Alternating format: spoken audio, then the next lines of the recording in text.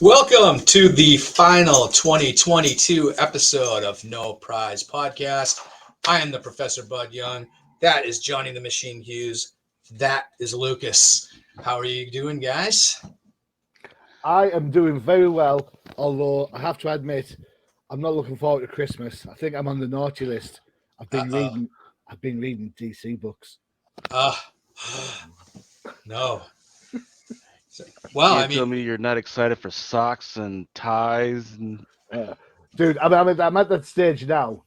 I might sound like a bit of a Grinch here, but I can afford my own socks and ties. God damn it! I don't need people to buy me them. You know, I can buy my own Lynx aftershave. Thanks. You know, the funny thing is my kids ask me what I want for Christmas, and I'm always like, "Well, hey, you know, find me some comics that I don't have, and you know, good luck to them because that's hard, you know." So it's tough. It's tough when you're trying to buy for me. I mean, I think it's easy, but I guess when you don't know anything about comic books and you don't know what I like, so good luck. Lump of coal for you. Although the fuel crisis right now, if I get a lump of coal, I'll be happy. yeah, at least you could do something with it. You could go out and barbecue and brisket. Burn it. Warmth, heat. So what are the big plans for Christmas? You guys got anything going on? So we go out for Sunday. We go out for Christmas lunch. We go out to our local pub. Then we have some family come around on Christmas Day. Then we have more family come around Boxing Day. Then we do like a whole family get together on like leading into Boxing Day night. It gets messy. Well, true. So and then it's recuperate for the whole week before we do it again at New Year. Come on. I don't know. You know, Christmas is, I think, enough of the family gathering for me, and we're quiet on New Year's. But I do spend the day with my brother and his family, and cool. You know, my mom and her whole side of the family. We all gather together at my brother's house. So, yeah. Nice. Lucas, what do you guys got going on? Well, so me and the wife, it's a very special time for us because it's not only Christmas and Christmas Eve, but it's her birthday, my birthday, and our anniversary. Oh, wow. All together? All together, man. Do you not like any other part of the year? Is that what you're saying? Exactly. Right? None of the other part of the year gives a damn about us, or nor do we give a damn about it. So we decided, you know what? The very best way to do it and junk it up is just to go out gambling. All right, we're gonna go to a hotel, a casino, and just gamble all the money that's adult responsible to gamble away, and drink all the adult beverages that's responsible to freaking drink. So we're just gonna do it out that way. All right, that sounds cool, actually. There you go. Yeah, I can imagine Lucas putting down like an unopened Christmas box down on like on Black 31. Let it ride, baby, let it ride. He wins and gets another unopened Christmas box. There you go, sir. There's your winnings. I don't know, man. Those tables, they're too intimidating, man. Because last year we went to the Bet MGM and we had fun, man. We were like, but we were just at the little slots, and they were like, "Should we go to the tables?" So we walked over to the tables, and there are these octogenarians, man, just sitting there, just gambling their whole Social Security paycheck away, man, with like stacks. And we're like, oh my God, I don't think I'm ready yet. Maybe when I'm old enough to not give a damn, but not right now. Nah. I played tournament poker. How many books I could buy with that? I played tournament poker once in my life in a casino, and it was like we all like chipped in, and we all decided to go for this, like a gang of us. And my goal was not to be out first. You know, nice. And I managed to get to fourth. Oh wow. Oh, okay. Well done. So I went all in because I was getting absolutely bullied. To be fair, I had nothing left. I was like, all in. Let's see what happens, and I crashed out at fourth. So I was all right with that. I was happy with that. Oh, So good for So you. so so speaking of gambling, what do you think of the gamble that Disney took this week with its new enterprise? Well, its secondary enterprise, Avatar. well, Well, go ahead, preacher Johnny. well, Avatar. I remember when the first movie came out, and everyone was raving about this, and it was all fantastic, and people loved this movie. And I'm a little bit, I don't know, I'm maybe a stick in the mud for this, but I like films that have brevity and depth and stuff. But when you tell me that the unobtainable the unobtained or unobtainable metal that you need on Pandora is called unobtainium, I think the writers have taken like a little bit too much, come up with something original. And I get everyone gets to my grill saying, "Oh, animation movies. I don't watch cartoons. I don't do this. I don't do this." Dude, Avatar is one long cartoon. If you like Avatar, quit whinging and flapping your gums that you're not into cartoons, because that's all you're into. Computer generated images. It's come on. I know. I have no idea why they're going back to Avatar. I don't care why they're going back to Avatar. And to be honest, this is like I could take a I could take a pass on this, like nobody's business. In fact, I'd probably rather go and see Wakanda Forever, which I still haven't seen, than go and watch this. There you go. Done. So so I got a chance to see it last night. And let me give you the context of how my day was going.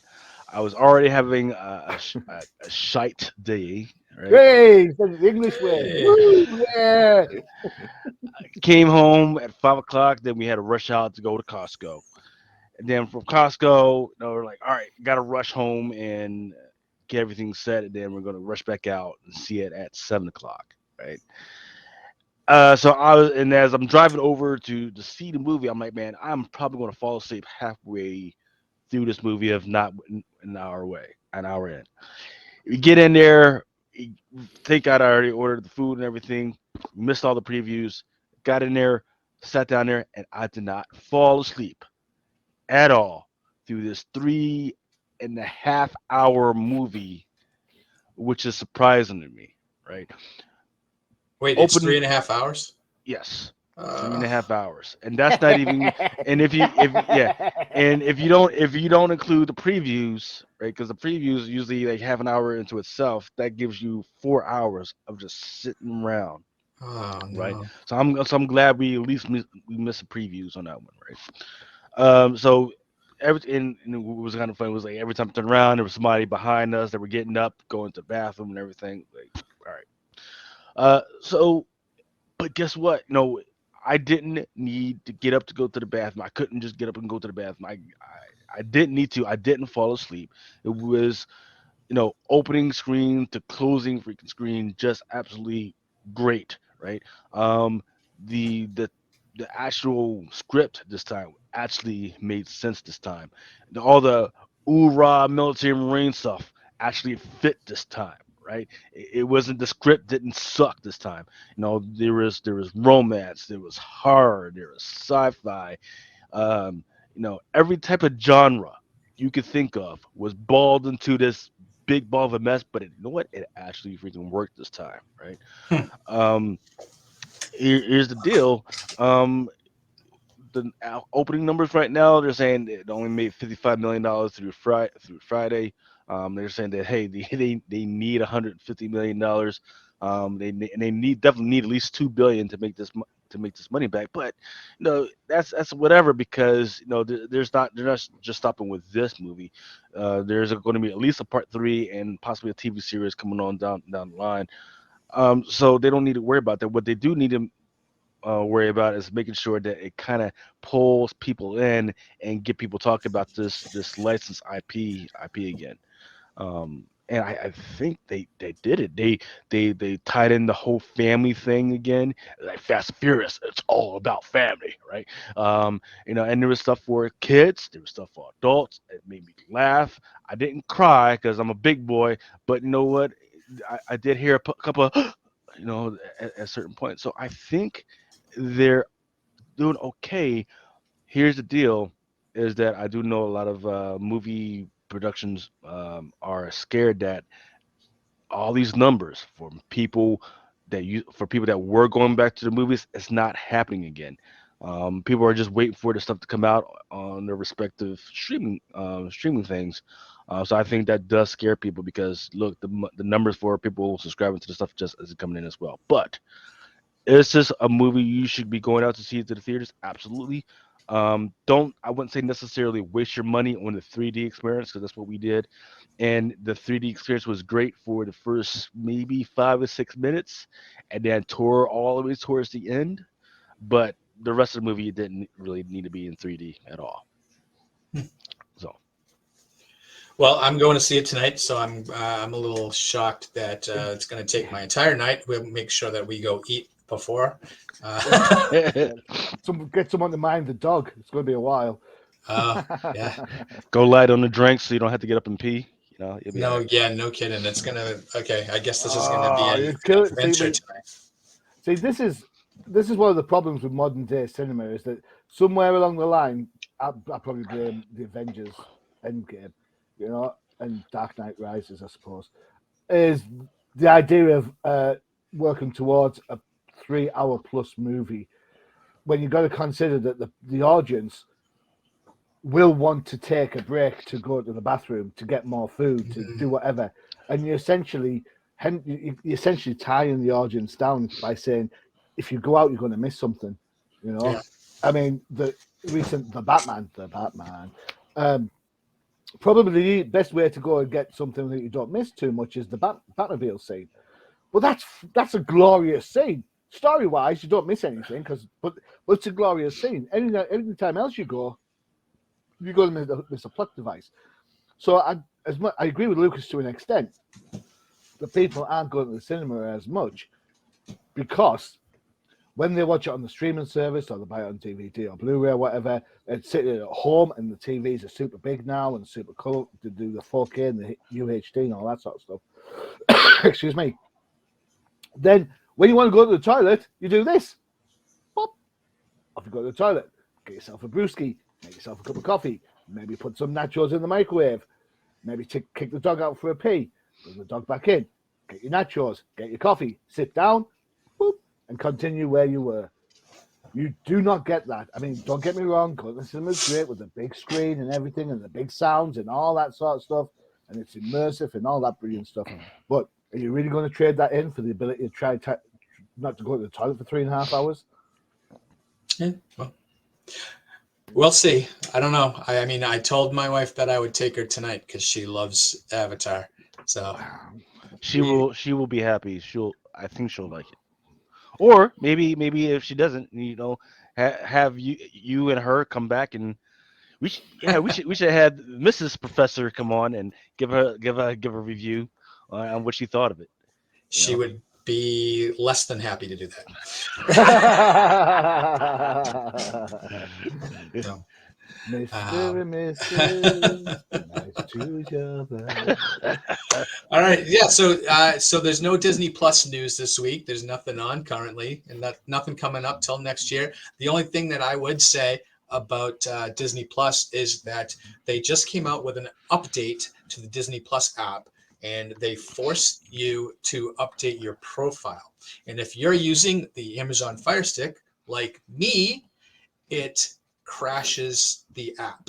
Really? So I have not been able to use the app for about a week and a half. I called customer service and they told me that they tried to walk me through, restart your modem, restart your Fire Stick, delete the app, uninstall the app, and then reinstall, clear the cache, clear the data, and now it should work. No, it doesn't work.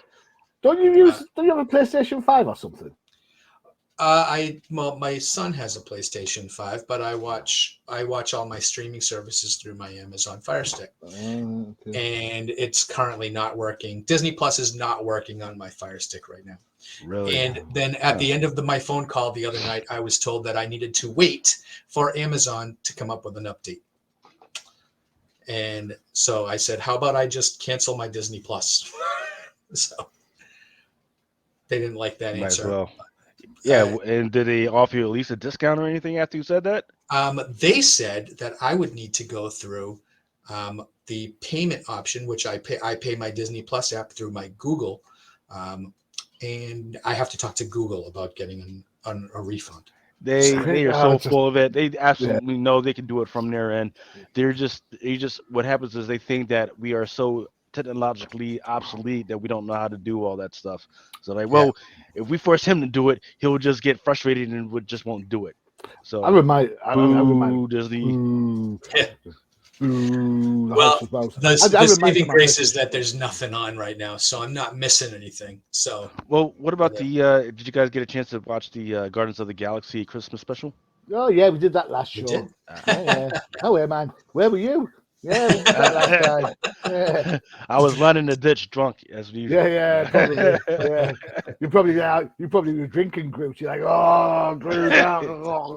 He was abducted along with Kevin Bacon. We just didn't see him on the show. Yeah. Although they threw this one back. I still gotta watch Willow. See what everybody's talking about. I'm hearing that that's not that great.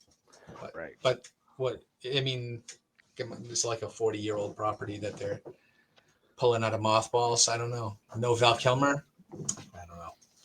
Anyway, so what that means? No Disney Plus to talk about. No MCU to talk about. That means we get to actually talk comics. Oh no! Nice. So. Yeah. So there were a few releases. Like I would say less this week than last week, by far. But we have some decent books to talk about. And Johnny, we know that you like your Amazing Spider-Man, so we're going to go with the latest offering from Marvel this week. Is the first chapter of the Dark Web. There we go. All right, because this is ASM Amazing Spider-Man number 15, Legacy 909. Written by Zeb Wells, art by Ed McGuinness, despite the fantastic cover by John Romita Jr. Inks by Cliff Rathburn. Marcio Menez is on colors. VC's Joe Caramanga is on letters. Now, I don't know about you, but I thought this series was off to a great start. I love the first arc with Tombstone. I was intrigued a little bit about the Osborn stuff. Then crossovers came. We've had the Axe crossover, which ironically was pretty good. We've got the Hellfire crossover, Hellfire Club gala thing, which was months out of date in relation to when the gala took place. And we've had the Gold Goblin. And now we've got the Dark Web. Tell me, do you guys think this book is floundering now? Because it's like one issue gets the story, one issue is something completely different. And then the next issue is going to be the story. It's like so chopped up that it's hard to get a feel for what's going on. And throw into this the amount of other books you've got to read to find out what's going on in this book is redonkulous. Absolutely. Other things that happen in this book, it's basically it's Clone Wars done Spider style. So you've got Ben Parker clone versus Peter Parker clone, Ben Parker, going against Miss Marvel clone, Madeline Pryor, teaming up and causing all sorts of inferno hell. Now, I like Inferno from the way back when. Was that 88, 89? 89. Yeah. I love that stuff. I thought that was great. This, maybe not so much. So you've got something going on with Venom, which isn't going to be explained for a couple of issues in Venom's own book. Thanks, Marvel continuity. Appreciate that. Way. You've got a segue into a Miss Marvel book. Find out what happens to her in her own book down the line, because it's got nothing to do with the story here. The Goblin Queen outfit is awful. I hate Spider-Man in tech suits because he should be like, like low-key, friendly neighborhood Spider-Man. Of course, the techno suit is a kowtow to all the Marvel Cinematic Universe buddies who are coming in to buy the book, thinking, "Oh, this is just going to be like Tom Holland." It isn't. I really liked the Uber and the taxi joke. I quite enjoyed that. That made me laugh. And then the colours pretty much work all the way through. I like the green for the demonic stuff going on. I'm going to stick with Amazing Spider-Man. I am for a little bit longer. I'm currently buying this book, but please, the writing isn't that bad considering it's a crossover event and there's lots of other crap going on. Some of it will be editorial mandated, but please, can we not just get back to like just telling the story? Yeah, there's too many things going on in Peter Parker's life that I'm interested in to get distracted by this, and I was looking forward to this. So, Ed McGuinness's art, it's not bad. It's not bad. However, how good would it have been to see John Romita draw scary stuff? Mm-hmm. There you go. End of. Machine Lucas, went over. what did you think? I liked it better when it was called Little Toaster. What? You ever watch that movie? Little Toaster is a movie about things and appliances around the house that come to life. Oh. Yeah. That's basically all it is and there was so this let me preface with saying that this was speculation wise. This has been the worst week of 2022 where nobody cared about anything that happened this week. There was no first appearances. There was no stories that anybody cared about. Um, in fact, people this week we're talking more about stuff from 10 years ago than they were talking about anything that came out this week or even this month, right? So it was a weird one. And story wise, in this Amazing Spider-Man, it was like, okay, what's happening now? We got this new Hallows Eve, and she's kind of in the story, but not in the story. And then that's Venom pops up, and Ben Riley, he's doing something or other. It's like a whole bunch of stuff that's happening that I really don't care about. So this is a boo, boo Marvel. Like, come on, it would have been better if you went to back to the pandemic levels when they just know what, we don't need to have 20 titles or even 10 titles. Let's go back down to like 5 or 6 and just call it a day. Versus the basura, the trash that came out this week. So you said, oh, you're going to give it 3 or 4 more issues? Nah, man, nah, not for $3.99. Not for $3.99. You know how many more shots of whiskey and tequila I could get for my $3.99? One. and that's all I would need to make me forget the time that you guys made me take to read this book. Ooh. I misspoke. I said Ben Parker. I meant Ben Riley. Sorry. Yeah. Well, this book is really, what I would say, crushed under the weight of the own event stuff that's going on elsewhere. This dark web, it is, you pegged it. I mean, it's the Clone Saga tied in with Inferno, and how can we mix this up? It feels more Inferno than Clone Wars, Clone Saga. I don't even like this cover. I mean, I think Ramita's Venom looks skinny, right? Yeah. I kind of think that it was a little weird, and I've never been a fan of the tongue Venom, which I don't really think they do much of the tongue on the inside of the book. But anyway, the professor likes a little tongue. I do. I like a small tongue. You're right about this book feeling like a commercial for all the tie-in books coming up. It's they have a one-pager with Ms. Marvel, and then they're like, to find out what happens to Ms. Marvel, pick up her book. And I'm just like, no, thank you. I would rather have her not appear in this book, and then just if I feel like picking up the satellite book, I will. if I like dark web enough. The one big problem I have with this book is Chasm, which is Ben Reilly, right? Right. At the end of the day, this is Peter Parker, right? Mm-hmm. Peter Parker's clone, Ben Reilly, who is a hero who has gone through thinks he's gone through the same thing. He's got the same memories of Uncle Ben and everything in the whole. With great power comes great responsibility. And here he is relegated to villain. And that, I just don't buy it. Like, this is Ben Reilly. He's supposed to be a hero.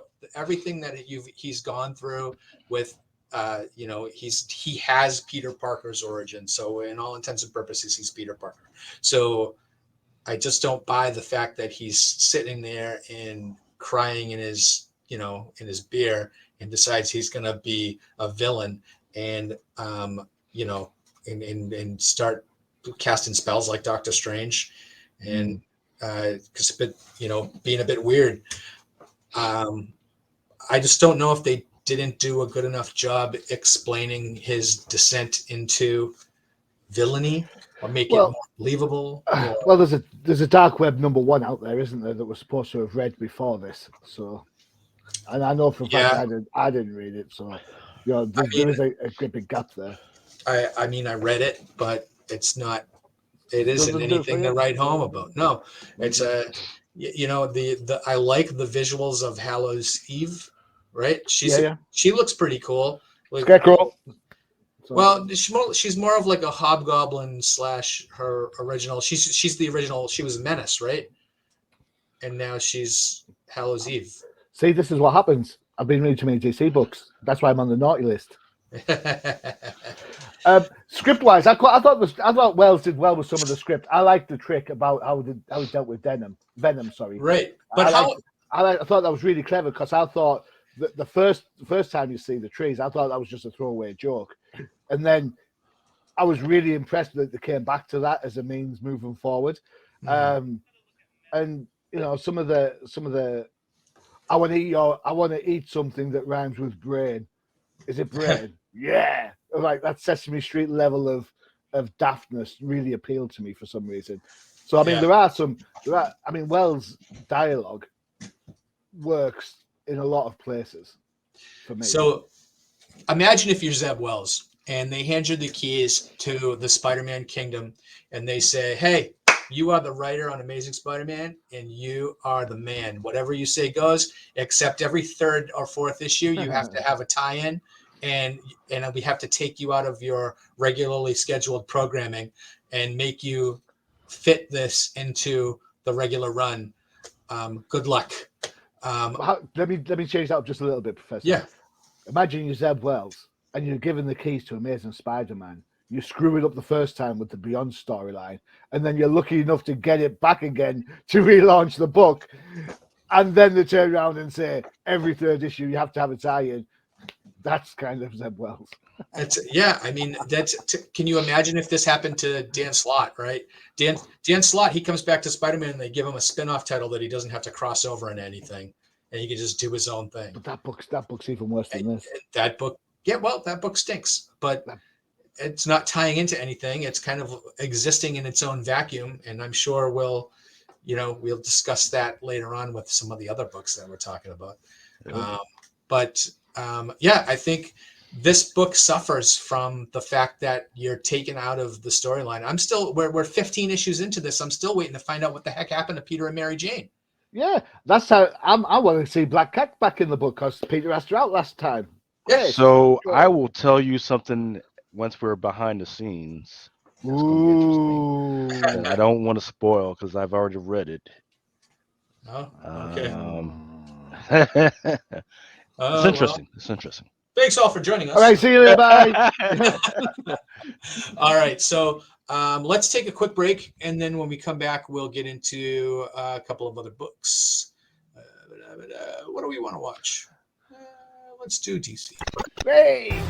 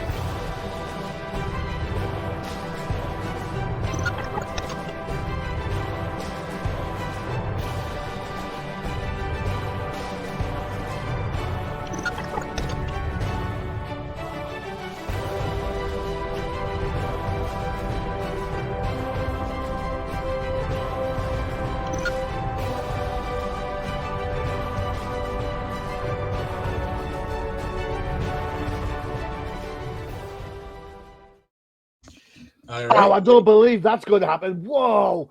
Whoa. I am shocked. Shocked, I tell you. Shocked. Whoa. Whew. All right. Hey, make sure to check out the Distinguished Crusade, all about DC Comics. Our sister show releases every other week, opposite us, starring Johnny the Machine Hughes. Oh, All right. our next episode is the best of 2022. Check that out. Some Oh, surprises in there. There you go. short episode. All right. All right. So let's get into our second book that we're going to be talking about. This is going to be a number one. It's a Monica Rambeau Photon. And this is written by Eve L. Ewing with art by Luca Maresca with Ivan Fiorelli, colors by Carlos Lopez, letters by VC's Clayton Cowles. And our editors, if you don't like it, blame Martin Biro, Annalise Bisa, and CB Cebulski. Right. So this book is really kind of like a ramping up or kind of a recap of Monica Rambeau, who has been, we've kind of seen her in a couple of things lately, right? She's currently starring in Thunderbolts over with that book, and we've seen her in a couple of other spots too. But this book really kind of focuses on her, brings her back to zero pretty much, and kind of catches us up. Really, ever since she left the Avengers 35 years ago, and what has she been doing since? Other than the fact that she used to be Captain Marvel, and they actually do a little kind of tongue-in-cheek joke here about you'll always be Captain Marvel to me, and what exactly are you calling yourself now, and etc. This I've seen the best writing on her character really kind of since then. I thought Roger Stern was the best writer on for Monica Rambeau, but this book actually makes me want to read more. They do definitely recap what happened after she left the Avengers, and then they jump kind of right into like her appearances over in Ironheart, and then she's here with Doctor Strange, and they end up fighting. She ends up fighting a villain called Hinge, who I think is this has got to be a first appearance because I've never seen this person before. The book suffers a little bit with the appearance of Spider-Man, Yep. where he's kind of, it's almost like a wasted appearance, other than the fact that he knew who the villain was from a Marvel Team Up episode issue from 4 or 5 years ago. Whatever. I didn't think that was really a necessary introduction. But the strongest parts of Monica's character, and I don't know if you guys even remember from her when she was in the Avengers a million years ago, but it's always been family for her. Her parents were always very much supporting characters in her life, and here they actually introduce another family member who is going to probably be come more of the forefront towards the end of this series with her cousin Caleb, and whatever's going on over there. But this book made me really, really feel a little nostalgic for the way books were written 30 years ago, where the focus was on people. And I know, Johnny, you talk about a lot with Peter Parker, and the best part of Spider-Man is Peter Parker. Yep. This is the feeling that I got from reading this book. Was the best part of Photon was when she was just Monica, and she Absolutely, totally agree. and she was dealing with her mom and dad and her cousin, and just like the feeling like that. I want to read more about that. I don't really care if she ever, she could be super and she could do whatever. We do realize that her relationship with Blue Marvel, who she's been, I guess they've been an item since Avengers, when she was on whatever book that was. I can't remember. Ultimate Avengers, is that what it was? I think it was the Ultimates, and so apparently they've cooled it. Even after I kind of thought that he appeared. Did he appear in Thunderbolts or something? Like he appeared. I've only read a couple of issues, so I couldn't tell you. Anyway, I love this book. I thought it was almost like a throwback to back when I really liked reading comic books, and that's all I ask. Um, and can you guys tell me, are Al Ewing and Eve Ewing related? No, they're not. I googled it this morning. She has a spouse.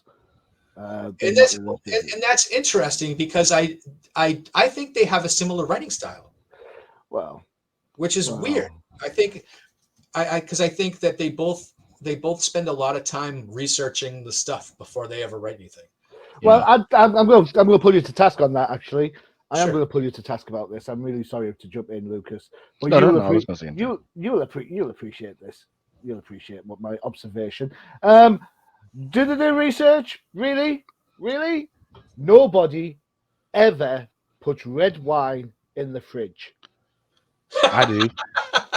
You are a I do heathen. because I'm a country bumpkin and I don't really know what to do with Heathen. one. So I've Red wine does not go in the fridge. It's supposed to be served at room temperature.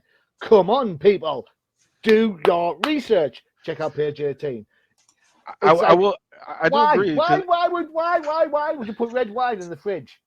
Why? Maybe that's what they do in New Orleans. Really? I don't think so. Nobody puts red wine in the fridge. It's a no, fine. Right. And also, I want to say, why does Sonequa Martin Green? Why is she on the cover? So, Nobody man, gets that. That's sucks. yeah. So I agreed on that one, right? So there's a certain demographic of women that sit around drinking wine solo. I mean, they're drinking alone and they're not pairing it with any type of food, and they just happen to have a pair of wine in a fridge. That's the 40ish and up, or I would say maybe 37 and up. Like, I want to act mature and everything, but I'm not too far gone that I'm not drinking out of a freaking box yet. So I'm just looking around my office right now because this is where the Christmas booze is at, and I currently have 18 bottles of mixed wine sitting in there. So I'm kind of like, no, it's not just the chicks that do this. have you gotten the ports that I've recommended to you guys yet? You guys gotta, for Christmas, you gotta get yourself some tawny ports. No, I'm on Tequila Rose this Christmas. Tequila Rose. Oh my god, that is a 40-year-old white woman freaking wine. Come on now. Hello, have you looked at me? You know, with my long hair and my flowing locks. Yeah, you don't think? Yeah, I'm all that. Yeah, for those that don't know, we are respecting Johnny's transition, over to in order to understand the direction that Marvel was going, he decided to become Mrs. Hughes. I took one for the team.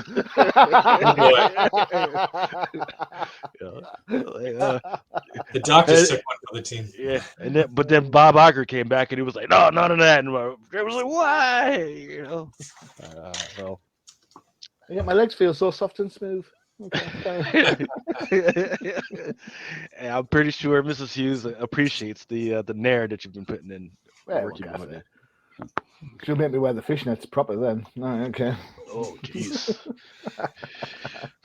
All right. So, is that your only gripe on this book? Is that no? I really enjoyed it. I thought it was canny. I thought it was clever using the old lady at the start of the book to give us a recap in context of Photon. I thought that was clever because I'm going to have a pop at something in a little while. I think the red wine thing was annoying. When did Doc Strange get back? I am behind on the Strange book, so if he's back in that, he's back, but he's not Doctor Strange. In fact, tie in with the MCU again. Here we go. No. If you're reading Strange, he's back, but he's like old. Okay, not this guy. The writing is just different enough from the Marvel mindset humor to work. However, there is, I think, a very similar line drawn with Monica as there is with Carol. So I think moving forward, we're going to have to watch that because they need to keep that differential in place, especially when you think Binary's a separate character now as well. So you've got Carol, you've got Monica, and you're going to have Binary all inhabiting the same sort of, space, ironically. But no, I could be interested in this book moving forward, definitely. I do. I actually like the cover for the next issue where it has the Avengers lineups with the Doctor Druid lineup is the one that I like. I Yeah. actually like that storyline. I bet none of them appear in the book. All right. It isn't. We'll see. Lucas, what did you think of Photon?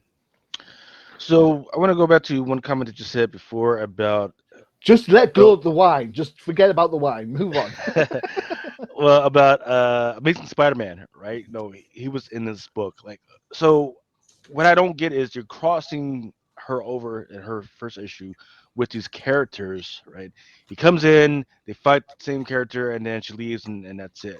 What I would like to see is, Amazing Spider-Man. He's in there, and we're seeing, Brooklyn, Harlem, and everything from his point of view. But then after they do their little team up, and then you pair her off, let's see her neighborhood from her point of view, right? As an African American woman, that would make sense if you're going to have a Photon book, right?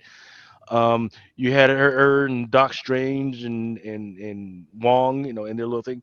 They're doing their whole magic thing. I say, okay, that's their magic world. Okay, let's see how magic pairs off with her and her neck of the woods, right? Because she, once again, she's not magical. She's on a galaxial freaking quantum freaking level of power, right?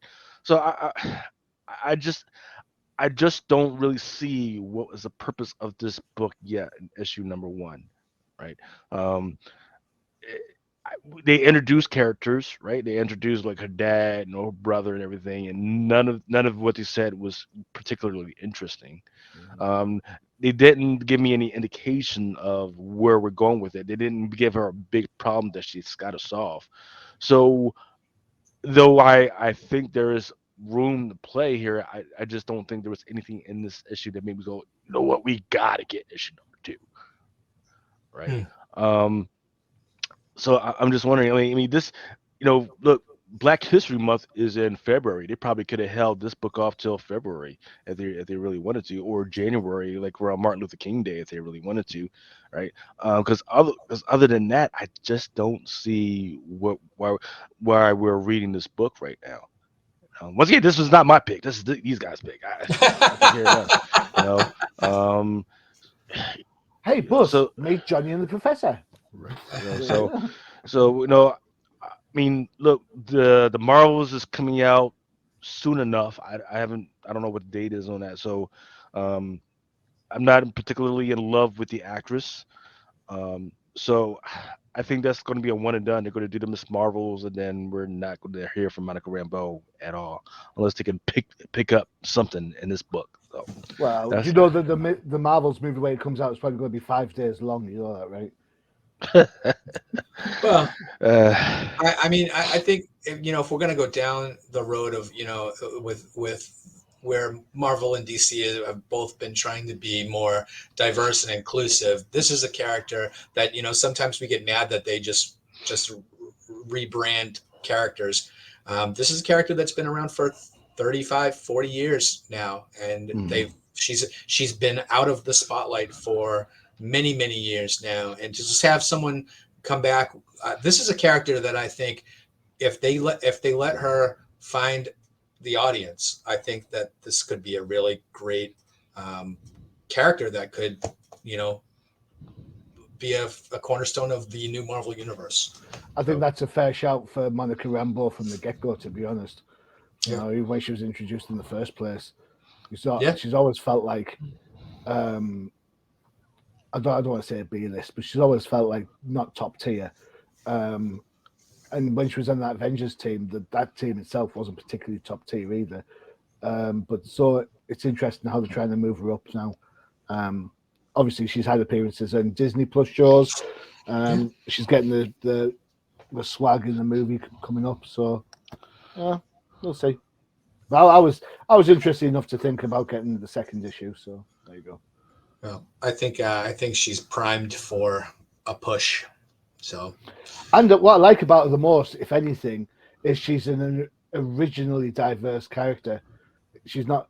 I mean, obviously, all characters are created, but she was created back in the 80s, mhm. so before diversity even raised its head. So she's a legacy character. So I think that gives her a sense of stability, I suppose, to characters that are just created on the fly to create some sort of editorial credo, then don't last after that. So, cool. Yeah, I mean, and she did have a second coming in like the Next Wave series back in the early 2000s, and so that kind of actually changed her character a bit. But this, I kind of like this kind of back to her roots and having, or like I said before, her family involved. I think that's a great touch. But let's move on to our third. Oh, sorry, you have something else, Lucas? Well, quickly, look, Black Panther Wakanda Forever bombed, right? People were hype about it, and they actually saw the actual movies, so nobody cares about the Shuri character or the mom character right now, even though Angela Bassett did very amazingly on that one. Um, Can I just ask a quick question on that? Can I just keep your point? Is it that people don't care about Shuri or that people miss Chadwick? Because once the actress, the other one. Yeah, once the actress started acting crazy, they, you know, that was it for it. That was it for it, man. And then that hate for the actress showed up in her acting. Apparently, it was just a vitriol, toxic environment for all. So now you've got this one character, African American woman. She's in her 40s. It should be interesting if the African American community shows up for this character right now. And right now, there's nothing within the storyline that says, "Hey, everybody, show up for this character. Show up for Photon." Nobody, nobody even knows this character. If you're not a constant comic book geek, nobody knows about this character in the African American community or cares.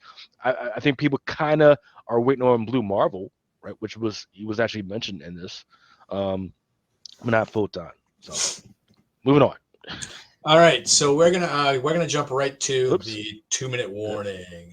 And we didn't want to do Iron Man or anything. I'm thinking of the time thing. I think we're gonna see what's coming up, Lucas. Okay, all right. So quickly, this is some of the. Let's go to 20. Let's do some 2022 stuff. Some of the stuff that was Remember Me. So Star Wars Yoda #1 is doing very well in 2022 when it was just doing very well in 2022, even though it came out like a couple weeks ago. Venom #11. This is the Raposa doing well. You guys remember this book, Star Wars Darth Vader #20. This was the first appearance of Grogu in a comic book. Thor #20. That was the first appearance of Mjolnir as a actual personhood. Tiger Division just came out maybe within the last month or so. First appearance of several characters within Tiger Division. Star Wars Vision, the anime version of Star Wars stories. This one was a mixed bag. It was great covers, but we're still trying to figure out what happened with this book. I think right now what happened is 2022 started out strong on Star Wars, but as it went through the years, nobody started caring about Star Wars as much.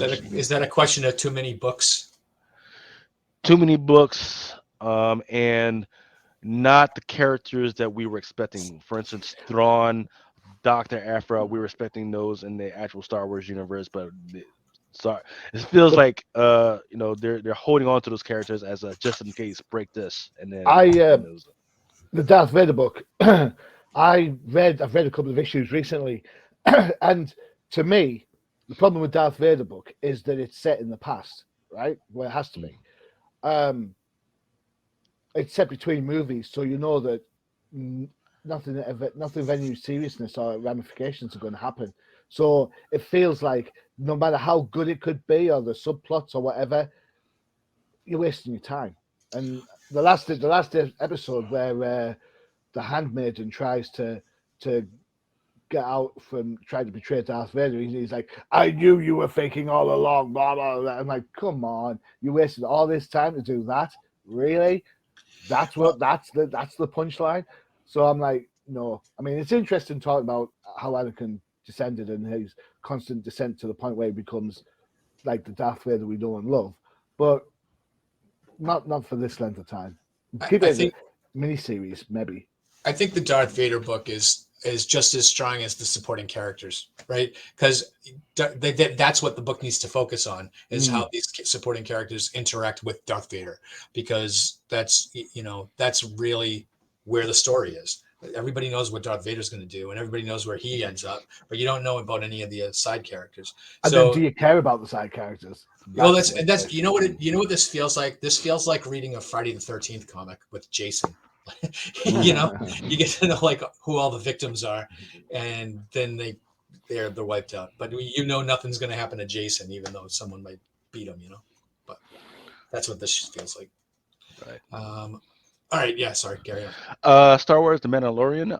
This one was I forget. This is not Aja. I forget who it was, but this one is still doing okay. Still see some sales on this one. This one was a what the heck Marvel. What if Miles Morales, where they showed Miles Morales in the hood, graffiti all over the place. Just too many ethnic weird jokes. I don't know who green lit this, but they should be fired. Amazing Spider-Man. I forget her name is Sakura or something like that. There was a 1/100, still doing pretty good. Ghost Rider Momoko. This one was a fire cover. We just don't know what happened with this one, because it was just a weird situation. Just one of Momoko's best covers of the year. Crypto Shadows doing very well. This is the first cover appearance of what's her name? Blade's Bob. daughter. Bob's your uncle. I forget what her name is, but she does have a her own thing coming out pretty soon. Miles Morales Spider-Man first appearance of the Gold Spider. That one's doing pretty well, but it's mixed right now. New Mutants Art Germ. Love that cover. That is a good cover. And terrible cover from Rose Beige #1. This one is a 1/500. So Good there's luck nothing with that happening in the one. book. On FOC, I believe, Alien #6, or is this stuff that's coming out? I forget. Alien #6 coming out soon. FOC, definitely the Fantastic Four homage for Amazing Spider-Man #19 from Paris Sonoto for that Disney 100 book. There is a 1/1. There's a 1/100 coming out. That's a black and white, but it's definitely just the regular cover has had some strong sales. Earth's Mightiest Heroes Avengers #5. I had a different podcast. There was a gentleman who made a comment like, "Hey, why?" Because this book comes out in February. It's like, okay, how are you going to have Black History Month covers and Planet of the Ape covers come out in the same month? It looks a little weird, Marvel. It looks not great. Um, Bishop War College #1, 1/25. There's a 1/50, but there's also some Planet of the Ape covers, once again, which is weird. Black Panther #14. There's once again more Planet of the Apes, and of course there's Mr. Namor draped in the Wakandan flag for some reason. Don't know what's going on there. Yeah, I know. They all suck, sir. uh, Bloodline. That's her name. That's Blade's daughter's name. She's got her own series coming out. The one to keep an eye out for is the 1/25 by Rian Gonzalez. Looks like there's a bunch of new characters on the cover of this one, so that one is one to think about grabbing. Captain America, there's once again a Planet of the Apes cover, as well as that Marvel Anatomy variant. Daredevil, or Planet of the Apes, and the 1/25 Aka variant. I don't know why or who keeps giving Peach Momoko her own series, but here is another one, another #1, Demon Wars Down in Flames #1, with too many covers to count. Let's see, 1, 2, 3, 4, 6. Here's one that allowed. We all got drunk last night, and we were like, man, that's actually not a bad cover. That Negative Space cover to the far right by J. Scott Campbell, but it is a 1/100. So we just don't know what to think about this one right now. Gold Goblin. So right now we got Hallows Eve Goblin, we got an Orange Goblin, we got the Goblin King, we got the Goblin King, we got Gold Goblin, we got Goblins everywhere. Miles Morales Spider-Man #3. People were kind of interested in that graffiti variant. So we had the Gold Goblin. Now we got the Red Goblin, and there's a 1/100 for this and Hyuk Lee. Scarlet Witch #2. For some reason, there is a Black History Month, and on the Black History Month joint is Storm, um, which is interesting because Storm is not black. She's African, but she's not black. So I don't know what's going on with that. But all right, go ahead. You do you, Marvel. Wait, Uh, wait. Storm's not black. no, she's Ethiopian. Um, She's explain, please. So Black history is for African American history, not Oh, African history. right. Understood. Okay, I just didn't know where you were going with that. Okay, I Yeah, understand now. yeah. That's why even though blacks we know about So why is it called African History Month then? No, it's Why is it called generically black? I don't understand. I, if it only caters to one particular side of the equation, why is it? Anyway, because that's another well concept. that's because if you delve into the African history part of the African American history, you'll go into the nasty part of the whole thing of where Africans were some of the ones that sold slaves over Okay. to the Europeans, and we're not ready for that conversation yet. Okay. So when we have White History Month, it's only about the English, not about the Americans. Got it.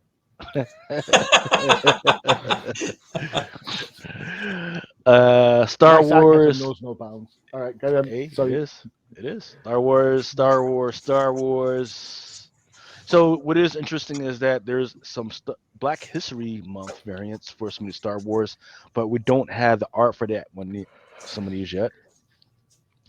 Star Wars High Republic. People are sour on these. We did get a Black History Month Star Wars Sana Staros #1, and there's a 1 of 25 for Salza. I had one on the far right. What? Oh, the Pacelli.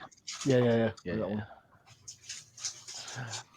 Storm and Brotherhood Mutants #1. Somebody pointed out that was kind of interesting that out of all these Black History covers, that Storm was the one that didn't on her own cover. She didn't actually have a Black History Month cover on that one. So, all Because right. she's Ethiopian. But she was on the Scarlet Witch cover. I'm joking. She was on the I was just Scarlet going Witch for. cover, so I was like, wait, Oh, what? I was just going for the punchline. Sorry. Um, I do like that 1 to 50 art Adam, but not with having to buy 50 freaking covers in order to get that one. is No that way. supposed to be Namor in that? Who is that with Storm on the cover? That is a good question. Let's see. I don't think it's Namor because of the tattoos on the arm. Is it Draken? Because he's got like a claw coming out. Oh, is that a claw? Yeah, maybe it's Jake. Maybe it's Draken. I didn't see the claw. Ah, okay. Yeah. I don't I don't know. know. Oh wait, he's got horns too. Yes, he does. Does Dakin have horns? No, No.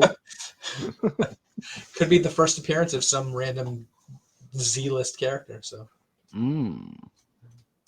Good catch. Cool. I guess I got to get 50 of these. the inking No. on that, you have to look at it to see the horns. I didn't see the horns the first 10 times I looked at it.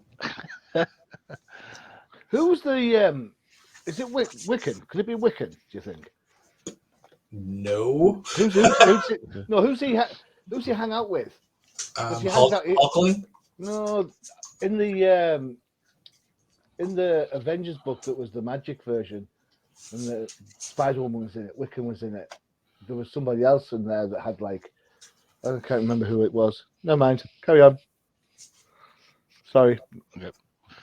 Venom #16. For some reason, Venom is as small as a rat, and the rats that I know in New York City are a lot smaller than they normally be in this cover. But okay, interesting cover. Venom has to fight a rat over a slice of pizza. All right. Um, X-Men #19. There is a homage cover. And that is all, ladies and gentlemen. Merry Christmas, Happy New Year's, one's Happy Hanukkah, and all the like that. It was your 2-minute, 30-minute warning. All right. 2-minute warning. 2-minute halftime show. So, Cool. well, Great. we want to say thank you all for joining us for our final episode of 2022, and be with us for our New Year's episode, where we'll probably look forward to what was coming up in 2023. Yeah. Yeah, sounds like a plan. And until then, thank you all. Have a great Stay Christmas. safe. Merry Christmas. Happy holidays. And Brady says happy holidays. Brady says, take me for a walk now. Adios. Adios. Bye bye.